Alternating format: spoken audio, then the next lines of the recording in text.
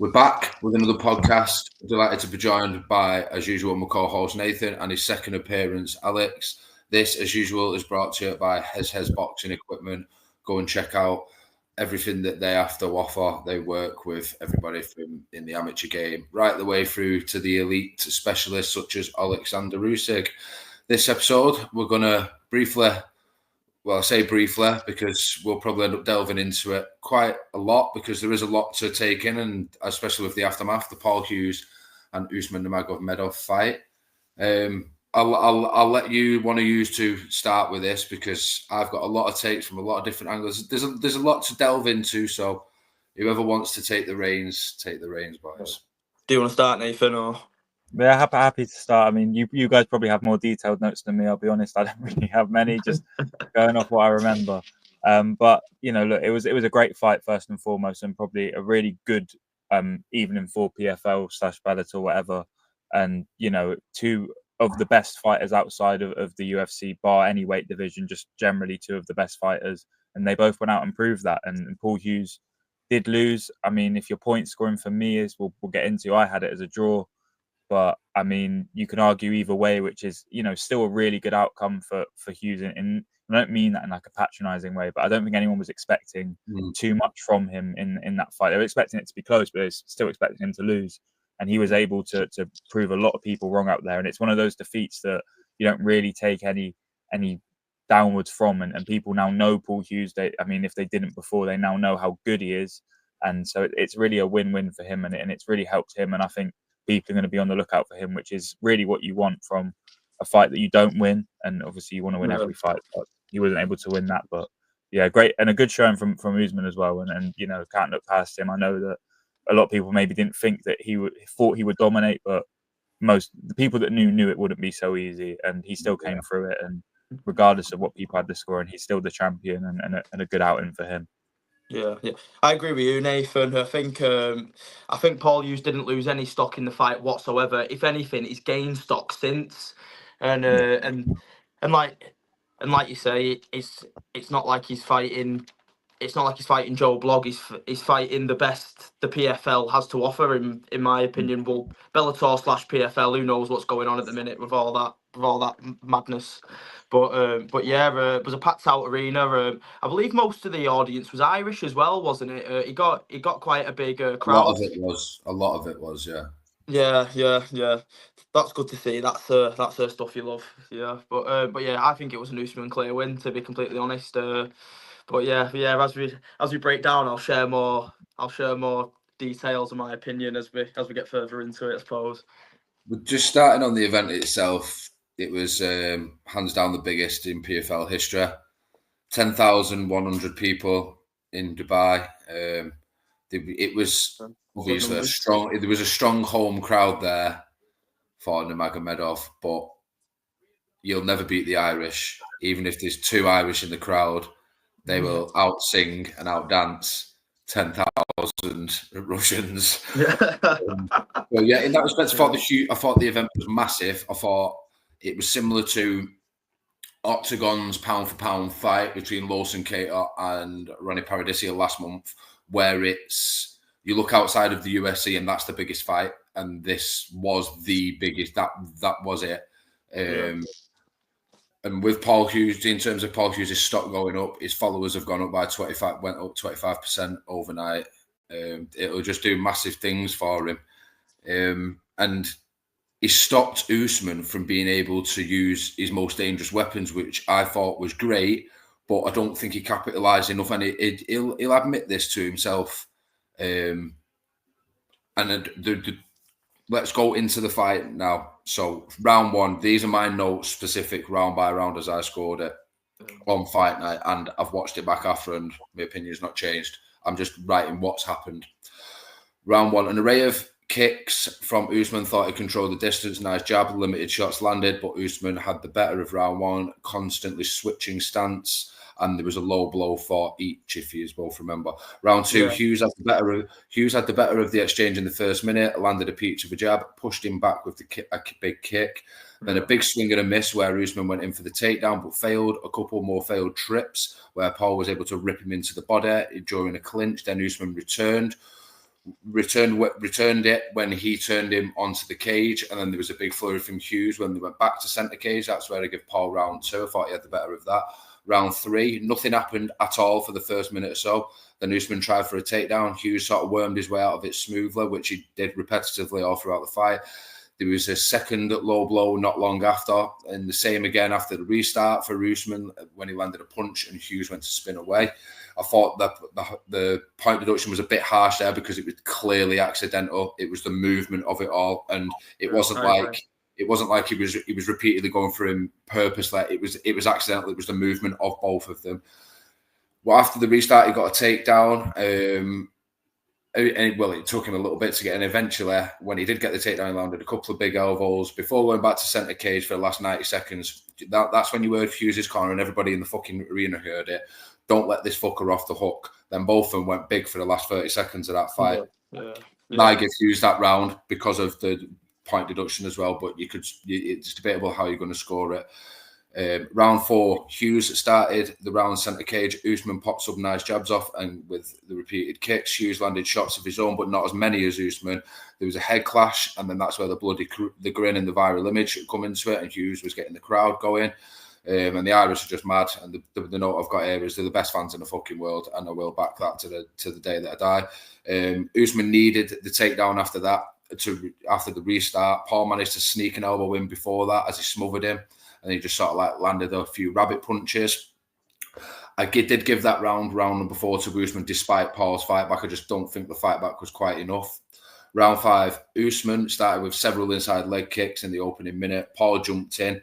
He sort of rushed in, then Usman spun and took his back, and then that's the point where he had him up the cage, and the knees reined in for a good couple of minutes. I thought that was smart from Usman in terms of he needed to get a breath, and he landed several quite heavy knees, what they seemed to at the time, and that's where Paul needed urgency to get out of there. When you're in a championship fight, right, 5 rounds, and you don't know which way it's going to go, that's where he needed that bit of urgency, as he was when he was worming away from takedowns. That's where he needed it. I thought that's where the fight could have slipped away from him. Paul did land a knee after the second attempt of getting out of it, and then they just both swung big to end it. But I did give that round to Usman just because of where he had him in the position and the opening minute of it.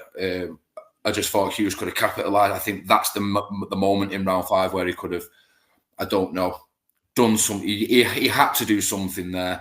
But I don't think there's anybody else out there for them to fight at all. You look around and it's just like, yeah, you know. And with what they produced on Saturday evening, I'm not bothered if they have it in Belfast, Belgrade, in Bahrain. Just put the fight on. I don't give a shit where it is, man. That was epic, boys.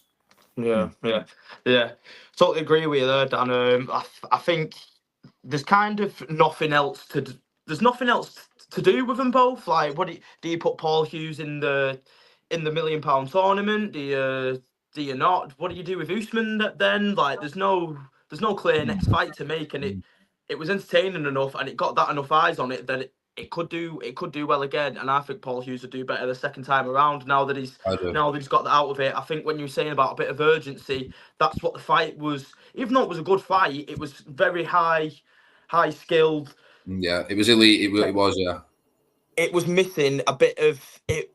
It was missing a bit of scrappiness to it. There was little snippets here and there, like after the point deduction and then after the head clash, they got a bit scrappy with it as well. Like, that's where Paul was really shining, and I think the second time around he'll realise that it's all or nothing, so to speak. Like, but yeah, I think the first round was pretty lackluster. The thing I remember most was the nut shots, to be completely honest, and Usman just with those long touchy teeps and leg kicks and body kicks and such. Not really much going on, to be completely honest. But in the second round, the pace picked up straight away. Paul Hughes with that little spinning bicycle kick sort of thing, knocking him on his ass. I thought that was quite funny. Would you class that as a knockdown, or what's that? I'm not sure how you guys would look at that. I think it was just a bit of a heavy kick, weren't it? You know? Yeah. It was just a bit heavy. Yeah. A bit like in the UFC game where where they just stumble down a bit and they get back, Yeah. you know, where like and you can't jump on top of them. Yeah. A bit like that. But yeah, I think one of the biggest things what really impressed me in this fight was Paul's dirty boxing. Like, just when Usman would try to clinch with him or try to get in And his it was face, the he just inside. It was the inside hook. I think it deterred Usman from going in his face because he was just being met Absolutely. with about three. He was able to limit Usman down to his bare bones. He was able to get a proper takedown, and that's, I think, the urgency we're seeing from Paul in defending the takedowns and stopping him from getting him to the mat. I think that's where we needed to see it when he had him in that position in round 5. Just a bit of just throw an elbow and just fucking swing. This is my time. This is my time. But Definitely. I think me and Nathan have been high on Paul Hughes for a while, and so is everybody on the British Irish MMA scene. And he is. Me and Nathan said this months and months ago. He is the next superstar for PFL. They have got, like, the likes of him, Dakota Ditchevar. They need to keep hold of them. I mean, the UFC offered Paul Hughes a contract, and it was nowhere near what he's going to be getting now. And he's proved his level with the McKee and now the Nurmagomedov fight. Yeah. That's right. 100%. Do you know what I think is quite good to think about? When you think about the biggest PFL star names, most of them are British and Irish. So you've got Paul Hughes, Dakota. I'm not quite sure how I pronounce the last name. Yeah, I'd butcher the hell out of that saying that out loud. Brendan Loughnane. Yeah, I was trying to think of his name, but yeah, that was it. I had it on the tip of my tongue. Lewis McGrillen as well. Who else? Ibrahim's a Manchester. Oh mate, when we get to his fight, I was really impressed. That brings us perfectly onto it. That brings us perfectly onto Ibrahim. I don't think it was easy on the eye for a lot of people, but for the non-grappling fan, we'll call him. But for the grappling fan, it was decent quality. Kenny'd been out of the cage for 2 years, and when I spoke to Ibra's head coach, Carl Prince, he said that Kenny's from a good gym, and he is from a good gym, and he's surrounded by good fighters all the time. So don't be surprised to see something like that, that's exactly what we're seeing. He made it as awkward as possible as he could for Ib. But if he did what he needed to do. And there was a lovely little spinning back kick at the end, which that would have been a lovely finish if it managed to land clean, but it didn't. Now he's called straight after for the European tournament, and he's definitely a major one to watch for 2025. Oh yeah, 100%. Even like you're saying, it may have not have been nice for the casuals to watch. Like as someone who practices myself, I really appreciated it. And Kenny was so massive. It was giant compared to him, and he just took him down, held him there, controlled him. And to me, that's really impressive. Like a guy who was quite a substantial amount bigger than him. He just took him down, kept him there for the whole 3 rounds, and I was blown away, to be honest, mate. I was really impressed. 100%. It's a smart move as well to call for the European League and that get into that format first, because he's still young in the game, and perfect way just to introduce yourself slowly and get some really good reps. And if you're good, you're going to win some money. You're going to win the tournament, and it's just a perfect sort of starting point. And then you can get on to the main tour, so to speak, I guess, with the general PFL if they're still going with that next year. So I think it's a smart move. It was a good win. Say not particularly, an aesthetic one for the fans possibly, but another good win and a smart call out, which shows that he's not too bullish. He knows what to do with his career, and he's composed, and that's a good sign. Absolutely. Another one from the British UK MMA scene. Hyder Khan early on the card, one of the first ones on the prelims, and he showed his power, broke his opponent's arm with the first kick. It was vicious. He is going to be a problem. Now, that was his PFL debut after coming from being the FCC champion. Wow. He's put everyone on notice for that. Jesus, I'm just thinking about it now, man. It was, It's horrible, isn't it? Oh. Yeah. How do you even do that? You don't like seeing stuff like that, but from his perspective, it's like, yeah, man, I broke someone's arm with a kick. Like, I'm that guy. Do you know what I mean? Like, I'm not. You got the clip. From him, that's what you want. Do you know what I mean? Yeah. From the fighter's perspective, that's what you want. He got the clip, and that was the thing that really, the main event. That was the thing that anyone really spoke about in the fight. No one talking about, Vadim Nemkov and any of that. They were talking about, oh, do you see what happened to that fellow? His arm broke. So these things are important in the scheme of it, and a great win and a unique way to do it, which is only going to help you, put your name on the map. So no, perfect outing for him, I think. Absolutely bonkers. I mean, like, poor fella who had his arms broken. Like, what's he gonna do now? Like, it's gonna take him ages to heal up and get. Oh, mate. Oh, yeah. It's devastating for him. Like, but great for Ada Khan. Great for him. But yeah, Nathan Keller, next UK Irish representative. He did quite well, but the caliber of that Magomedov, I said in the preview, when I'd seen him to the previous 2 years that he'd been out, he was hot proper. And I've always liked Nathan Keller. He's the only man to give Shamrock his defeat. And Nathan landed a massive elbow, and it woke Magomedov up. And then I think he needed it. I think he needed waking up after 2 years out of the cage, because with a person of a caliber like that and from where he's from, I don't think you really get cage rust. I think you just needed waking up, and then that was it. And then in the end, it ended up getting him out of there. The next one, another unfortunate defeat, but he stepped up from UKFC. We talked about him in the preview. Mike Lefty Thompson, get my words out. He went out on his shield. He started off well. He landed some good shots of his own, but ultimately he was outclassed, and he wasn't as strong as his opponent. But fair play to him for going out on his shield. Yeah. Fair play to him. Up to him in PFL again. I bet that's a great opportunity.